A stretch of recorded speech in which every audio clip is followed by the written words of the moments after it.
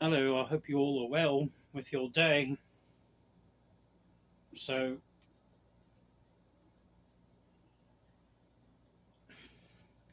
I apologise.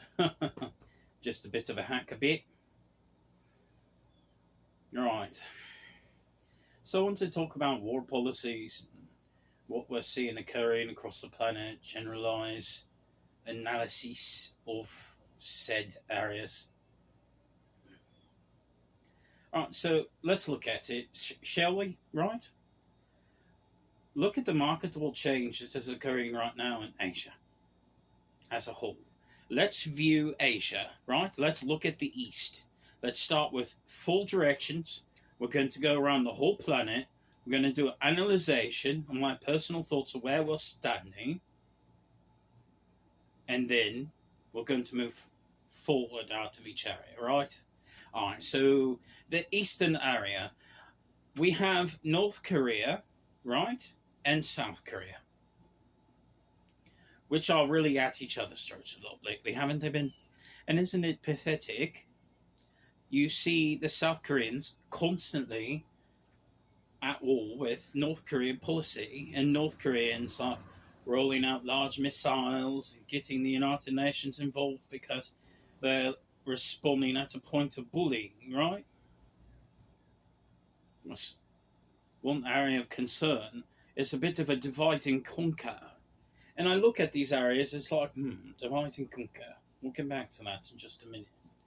Then I have Japan with the Chinese. Do you know that China was never scared of the United States? They considered the US as a god dog of the Japanese. They never considered them as the individuals to which be feared, so to speak, right? It's an ancient bloodline feud between the Peacock Throne Emperor Hirohito, right, of Japan, and the old bloodline rulership of China. So that's another divide and conquer tactic, isn't it? Isn't it interesting how we see like these areas in Asia that are very much divide and conquer? You have like a polarity almost going around in that area. For the most part, Taiwan seemed like not that big of a deal, but they've been purchasing weapons lately from the United States government. That's a concern, isn't it? I know China has been concerned with it, but as a balance, as a way of getting back to the weapons that are being sold to Taiwan. What has China done? Oh, that's right. Well, the base and Cuba.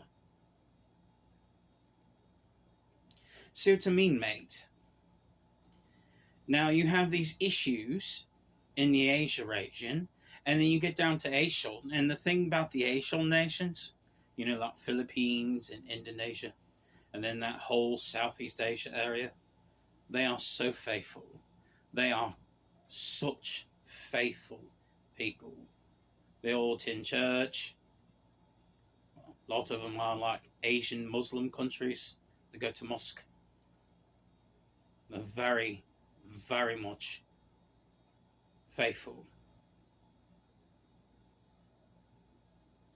And then you have the whole Indo-Pacific Command Fleet that was just hanging down in the Southeast China Sea area, Southeast Asia, for quite a long time.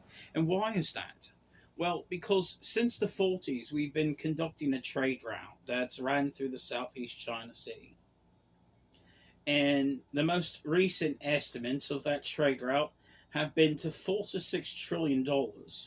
But from our observations, from our submarines and our satellite systems, watching their ships and what they've actually done, it's really about $10 to $12 trillion that passes through that area. Hence why it's so very important for us to establish a new trade route and a new trade policy and trade deals with India. Because there was literally trillions of dollars on the line. And if you've noticed on economic policy going forward, right, that the Foxconn factories in China all closed down. Remember how Trump shilled Foxconn when he was in office? When that orange retard was like pretending to be something? You know, when he had you all under a spell or whatever, because he's a mind controlling loser weirdo who like manipulates people for his own vanity. Right? Remember that? The Foxconn deal, yeah. Well, all the Chinese Foxconn factories are closed. And it's a ghost town. It shows like an economic effect, making these deals with India and moving away from Chinese dependency. Right? It also shows a repositioning of China itself on economic policy and events that are going to occur in the Middle East. It's like, what's his name? You had Marcos, right? That took back over in the Philippines, right? And Duterte, who was the ruler before him. Both are alive, you know, on the surface, not trapped in an underground base or any of this wacko stuff. But you saw Biden meet with Marcos at the same time Trump met with Duterte. And there was deals put on. They wanted a sovereign wealth fund. They wanted manufacturing to come back again. It was an old executive order out of the Philippines that showed what they were looking for as far as turning Asia into a middle-class working area, middle class, right? By 2040, lifting them out of slums. So that's like real estate development deals and all those other types of stuff. There was a lot of money on the line. It was based off an old executive order that was on file with the Philippines for quite a long time. See, the thing that most of you all don't know is that in the Philippines, I actually have a deed that shows I own the planet. It's held by the Filipino royal family and their treasury. Romney knows about it. It's real, mate. Look, a fact of matter, so you'll understand these things, mate, is that Asia has never been an easy nut for any of us to crack. And the trade deal that was recently set up with India is a good thing, because it was a dead end for a very long time, mate. And I don't know if you all are aware of that or not, but India was a dead end because of the actions of the Trump administration and the moronic Jews that were helping his administration. They were using India as more so a place to like fucking dump things off to where it was unsuccessful. The breakthrough of having this done and having the India trade deal go forward, it opened up a completely new path for the Indian Ocean and the South Pacific for trade routes. And it's really positioned a lot of the geopolitical interests around that area and financial interests as well.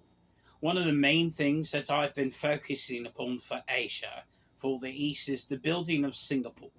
And it's been my new Asian Switzerland. It's been my headquarters for quite a long time, mate. And I've been doing this slowly while everyone doubted the purpose of it. But the beauty behind having an Asian-based Singapore is lovely, because it allows a launch pad for HSBC, right? My red and white banks, I'm sure you've seen the red and white flags all over the entire planet. Hi, that's me, the boss man. Look, mate, I'm trying to tell you all, when you see red and white, is they have a contract somewhere in their corporate annals with me. Just so you know, mate, that's what the red and white actually means, mate. But again, you look at these things and it's like, the repositioning in Asia has really, I think, opened up a new way for us going forward. But that's the problem, though, right? Because of the repositioning of the trade route and the repurchasing of profits. It's not a good thing. Another thing that we are facing is because China has a monopoly on rare earth minerals. 90% of the global supply. That's not a good thing. We need chips, right? We need them for computers, advanced technology, military weaponry, video games, whatever it may be. It is so very important, mate, for us to have some sorts of chips for manufacturing, productions, and everything else, mate, is so important. And we must achieve these things because, again, we have to work our hardest to get to where we're going to be going for that generalized area. Now, that's the East in a nutshell, right? And that's getting from the north, the East down into the South. And the South, I guess you would consider like that area of Africa and the Middle East. Now, the reason I bring this up when I get down into the South, because the issue's been for a long time at these people running these aspects with the trade deals, is that I've watched half of what they have on their ships being sold off to African nations, pirates, or Middle Easterners who pay in treasure, who like old shore, whatever, and they pay in like weapons or they pay in drugs, right? And we've filmed them with our submarines and our satellites, and it's been updated quite a while, and we've been watching this process. They take that same part that they don't put on the books, the illegal black ops money from weapons manufacturers or guns they're running or drugs, and then they go to South America and then they give it to the cartels for profit, and it comes up and it starts flooding the United States. And then I get people running guns up here, I get people running weapons, I get them flooding my country with fucking Chinese fentanyl, while the Chinese who are doing this, by the way, claim, oh, that fentanyl doesn't come from us. Bullshit. I have you on fucking video getting it from pirates. I have you fucking selling your trade goods for black ops stuff, watching you all with my submarines, my satellites, as you do it, then watching you give it to the idiot cartels in South America, and then having that flood up into North America for destabilization, then watching you lie to my face and claim that, oh no, mate, it don't come from us. Oh, bullshit.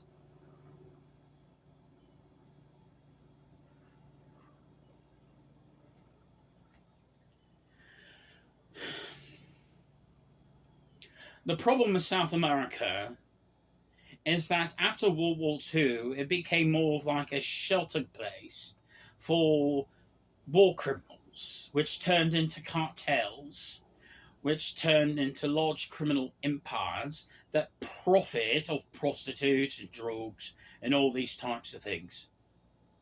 Because it pays the bills, because again, you have to remember, after the World War II ended with the Germans, we went down to Argentina. It's not all this other fake bullshit, you know. You go down to South America and Argentina, you know, Hydra members go to retire. You don't get killed off like Anthony Fauci, a Hydra operative. He sold his house. He's moving to Argentina, mate.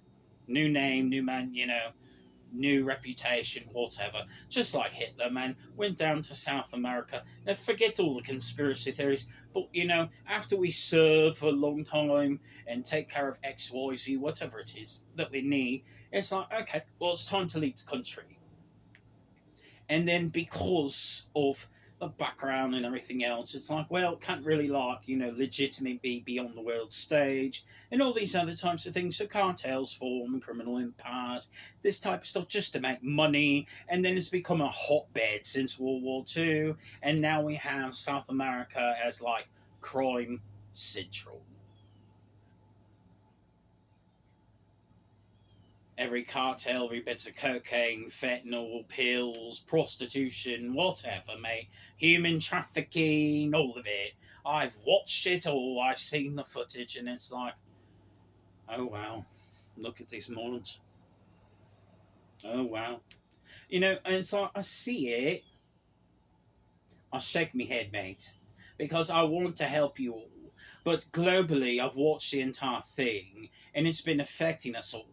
And it's not even that, mate. It's because when I get south of the border, why I regretted losing Title 42 protections for the border to begin with. I had subversive piece of shit CIA agents who are more crooked than the fucking cartels in Mexico with fucking drugs and doing the same shit they were doing.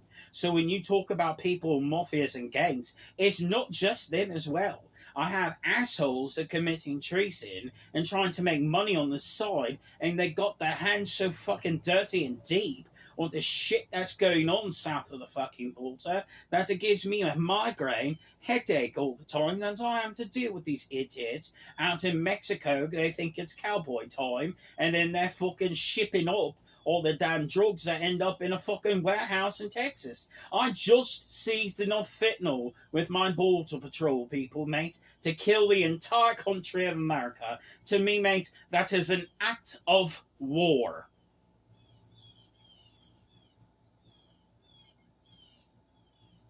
Period. You awake now? Great. Let's analyze it some more, because I'm tired of everybody's bullshittery, and nobody's getting a free pass today. You're going to hear what you all did, and why the world is a fucked up place. We're going to go over it in full today. Now, you fucking Africans, you can't even keep anything good that you get from any type of trade.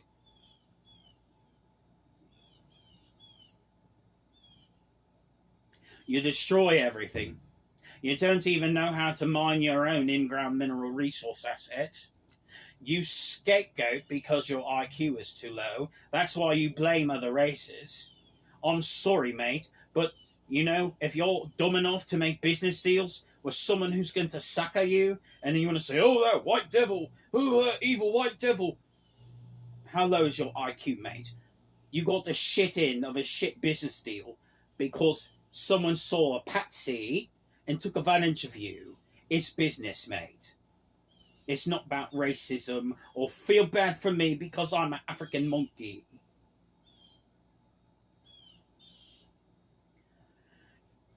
You have the Chinese moving into fucking Africa even? That goes to show even more so of the fucking trade coming over the boats. Why watch, you idiots? And then you will respond with your low bullshit. I can only give China 1% interest on the loan. Wow. Right? And I look at you all, and you always have an excuse in Africa. There's always some bullshit that rolls around. Some extremist, psychopathic moron. And when you all don't get your way, you act like monkeys. You fucking chimp out, and you start tearing down your city's infrastructure, burning things, calling your fucking extremists, mowing down villages, shooting them with your guns, acting like your warlords, and that's your primitive. And because of your primitive nature, you wonder why people seek to rule over you while you proclaim to be all this stuff that none of you are, but yet you do these things, and when you're caught because you're low IQ, uneducated, without a college degree, you want to scapegoat other races and blame racism for your own failures because you're not smart enough to actually handle your fiscal economies. Oh, does my words offend you? Good. Could you imagine getting a college degree could be so important and good for you people, right? I don't care what your skin colour is worldwide. Living your primitive ways? Get out of here, man. And you wonder why people treat you all the way that they do. Time to wake up, right? Time to level up and put your ass in fucking school. And you fucking primitive villagers out of the deserts in the Middle East. Oh, I'm sure here's a whole thing of cocaine and a big old barrel of treasure, because we don't even have a physical currency, but I have this big gigantic treasure pit hidden in my lands, and my people won't tell you all about it. But here's diamonds and rubies and emeralds and gold and silver, platinum. Mate, this is not Arabian Nights anymore.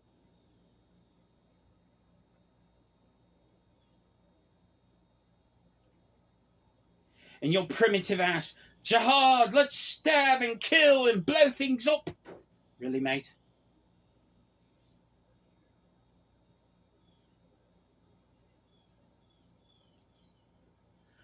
It's bullshit. And don't even get me started.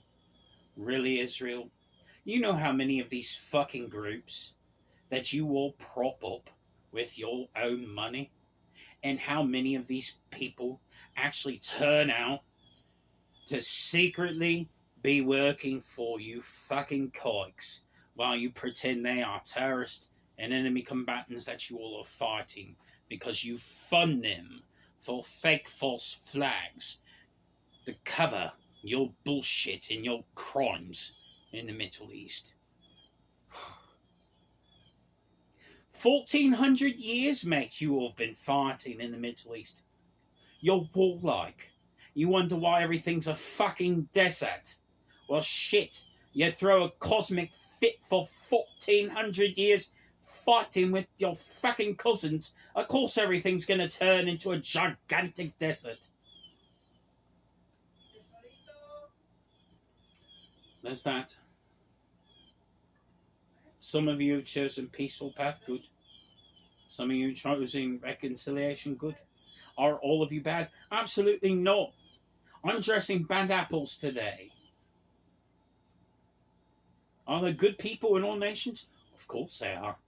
Are there educated people in all nations? Some, yeah, some. Are there horrible people? Yeah, and they're on my shit list today. All the horrible people. And then we get to Ukraine versus Russia proxy conflict. Are you serious, man? Literally? Khazar Jews versus Chabad Lubavitch Jews. Oh, cousin versus cousin, you mean, right? Right. Fighting over what? That's right. Fight over who gets to make the plastic shit for Walmart and who's going to get more oil profits. Fight over who makes more plastic shit for manufacturing, right? That's what you're all fighting for. Let's fight my cousin and have a big old fit, big old fight, because again, we're fighting over plastic shit. And who gets to manufacture plastic shit? We're also fighting over the oil, as always. You know, the little YouTube video, and there's like two gangs of birds. There's one group of birds with another group of birds, and they all run up on each other, and they're like, chirp, chirp, chirp, and like attacking each other, and then they like back off. That's like Ukraine and Russia.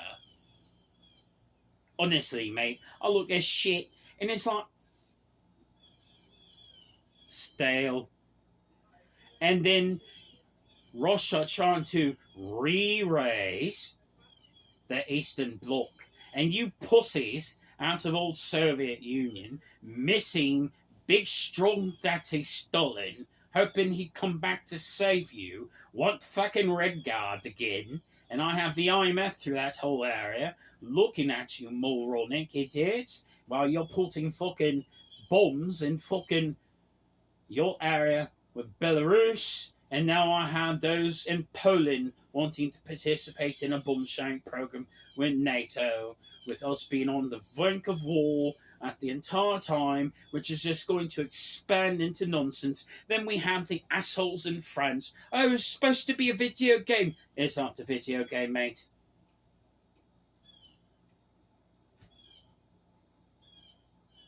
Everything's burning. You have cars on fire everywhere. You brought the dregs of society out of Arabia, Northern Africa, ran out of money for the welfare net, had to rely on China to get money for the pensions. Now the working class, people who actually have real jobs, you know, working class, not horrible ones, are the ones actually striking, burning things down because they're over your bullshit, right? You went and sold out your positioning with NATO and hold your ass out to China, saying, oh, no NATO bases Japan, no NATO bases in the Pacific.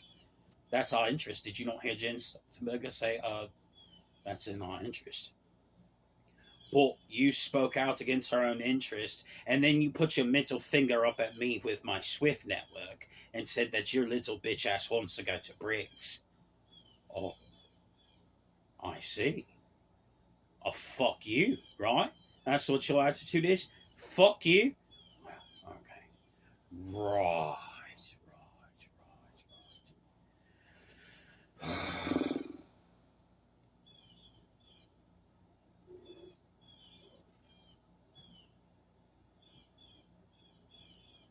It did. Then I have you all lying to me constantly, non-stop, thinking that I'm going to literally let you all access my private property in Greenland, which has belonged to me for quite a long time. Or because you want to mine in-ground mineral resource assets or access stuff of mine that doesn't belong to you. Let's access Iceland and Greenland and get his in-ground mineral resources. Right. What you're planning on stealing it from me? I don't think so, mate. Then I have to deal with the money laundering I'm watching of the Royal Bank of Canada, New York, with Mexico, trying to keep Mexico within the network still so they don't leave and go to BRICS and leave SWIFT behind by putting that money into New York and then moving it out to the Royal Bank of Canada before it's shifted over to Ireland and the United Kingdom. I literally have every CIA agent on the run, running from National Guard, literally running from my undercover military people, going after their asses because we found out, mate, that we are so being fucked over by members of the intelligence community, most sort in NSA, FBI, CIA, been screwing us. And you know what, mate? The military is sick and tired of the bullshit. I'm sick and tired of the fucking bullshit. And I have a constant migraine because of the crap. Did I address everybody today? Lovely, right? So when I tell you the world is a fucked up place, of course it is. And do any of these morons want peace? No, because it's not profitable. They don't want big war either because they're pussies. They want proxy conflicts. And this is the same Bush mentality that I've been dealing with for fucking years. With you idiots.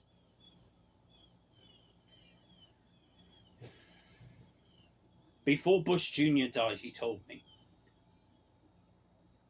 kill a third of the planet.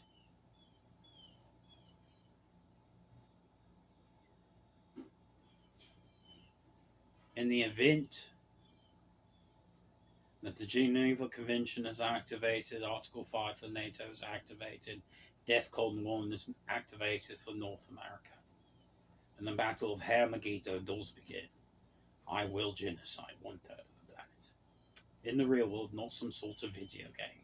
I will baptize this planet in blood. Bush Sr. is dead. Bush Jr. is dead. McCain's dead. Hillary's dead.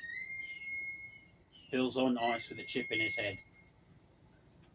I don't have time for your charlatan showboaters running for political office. Mike Pence has made it very clear with his positioning and talking. Why do we not crush them all right now? There's no reason this should go on. Why are we taking to September to give them takes? That's unacceptable. Why are we making them wait until January to get the F-16s? That's unacceptable. We should be giving them this equipment in Ukraine now. There's absolutely no reason why we cannot roll out our military forces and kill everyone in the conflict and go back to peace times. And he's right. So during the next administration, you're going to see a pro-war president come into office, irrespective of who that is. Oh, you've mate. Irrespective of who that is, left or right, I don't care. But you're going to see pro-Ukraine, anti-Russian sentiments, pro-war. And I'm going to end the bullshit once and for all. That way we can go forward into peace. But I will tell you all this. You all are starting a very dangerous path with me. And mate, what you all fail to understand with your lives, and what you each are doing across this entire planet, and your moves that you all think you're going to be making against me, I'll tell you like Mad Dog Mattis told you all when he was in office. I'm standing here right now, bearing my heart out to each of you. Come to the table, sit down, let's make a deal. If you fuck with me, I will fucking kill you all. Time to wake up. It's not a game.